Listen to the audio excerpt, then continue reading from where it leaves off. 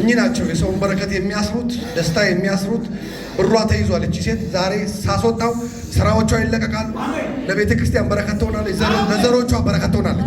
በል ያጓራ ዋናው ነው ማለት ሰብስባቸው አለ 300 299 ሰብስብና ታስለቅቃለች እና መደበቅ ፈለክ ቆጣች በተሰዋሙ ሁሉ ታስለቅቃለች። ስለዚህ አሞጣ ለላን እንዳትመስል ለያት አልፈልግም እና ትቀመጣለህ ይበላል የመጣ ትቀመጥ ትችላለህ ትቀመጣለህ እንዴት ወይ ስንት ቦታ ገብቼ አምልጬ ላይ ምን ልታረግ ነው?